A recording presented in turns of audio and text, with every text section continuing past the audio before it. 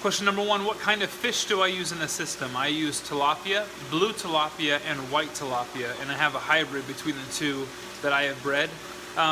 This group seems to be growing a little slower than last year's. Last year's grew really well. I'm trying to do catfish and maybe even trout, but I'm worried about cross-contamination as well as disease and pathogen crossing.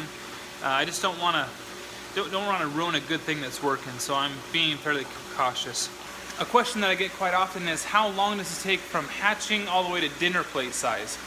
And the answer is anywhere between 8 to 12 months, I would say. You can feed them really well. You can do auto feeders, you can do warm temperatures, you can do correct pH, you can get the water parameters perfect, and you could probably push to that 6 to 7 month range, but I usually go 8 to 12. Why not do herbs instead of all these sweet potatoes? Simply because I'm a gardener outside, but I'm not much of a user of herbs and stuff like that. So the intent is to clarify the water, get the water into good parameters by utilizing the plants. And I'll show you in a second how clear this water is because of the filtration and because of all of these wonderful plants that are pulling all the nitrates and fine sediments out of the water.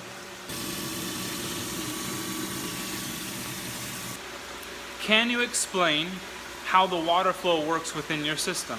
You bet. Let me turn you around and show you. Alright, let's start from the very beginning. This right here is a sump tank, but also a moving bed biofilter. I'll show you at the end of this question. The pump is just a standard pump that you get for an above ground pool. The water comes in through here, but also through here, and is pumped, bypasses the sand filter because the sand filter became clogged too quickly. This pipe right here does not have water flowing into all the time, but it is a way to flush the system clean when I need to. But water is bypassed this, and it just simply goes like this, and in here it goes up to this manifold and displaces the water hopefully proportionately across all of them. I have ball valves to control it better as I calculate and drill it down. Water is put in here, oxygenation happens at the disturbance of the water, it fills up, and this one actually takes the solids and simply goes right through the system and back in here. Eventually a lot of the solids make themselves into these two top barrels. In these two top barrels I have thousands and thousands of linear feet of baling twine.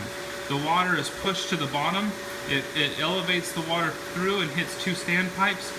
One standpipe flows this way, another standpipe flows the opposite end, and it fills both of these barrels. These two barrels fed by that side, these two barrels fed by that side, the same on the opposite side. Water fills up, the only way for it to exit is through the solids lifting outlet, and it falls down here, gets returned by this major 4-inch pipe back. These are pushed down to the bottom with about this much clearance on the bottom of it. So it literally comes in and then is cupped down. It pushes water down, and then the water slowly filters through a bunch of matting and an old trampoline netting and all kinds of stuff. Comes up, and I'll show you on the flip side where we're at now. Okay, the water elevates, and only clean water is returned through these piping back into the moving bed biofilter sump tank.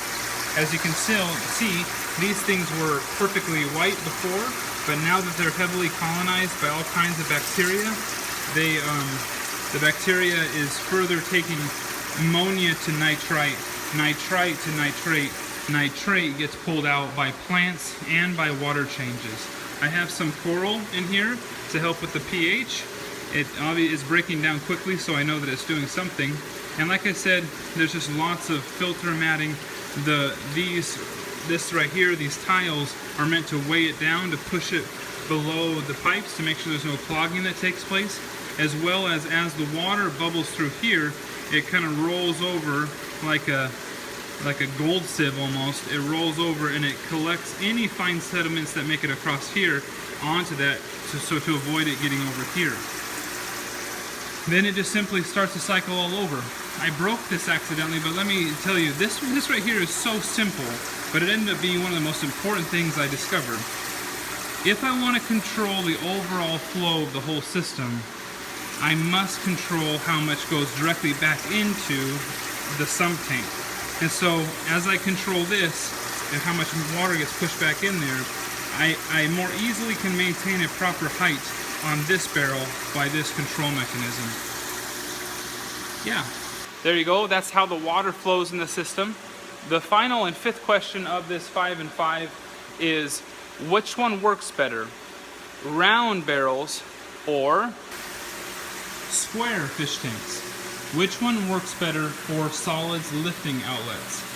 Okay, the answer is, if you have enough fish in the system, enough fish into each barrel or square tote, it doesn't matter.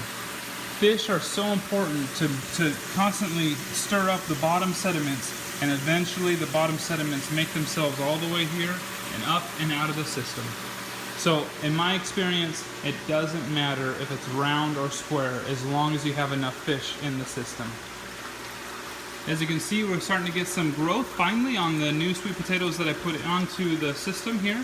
And they actually are a different breed because you can see it in the color of leaves. The leaves are a little darker coming out. But they're growing up well. You see they're growing up all the way over here and down.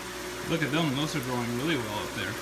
Anyways, it's been fun. Thanks for watching. Take care.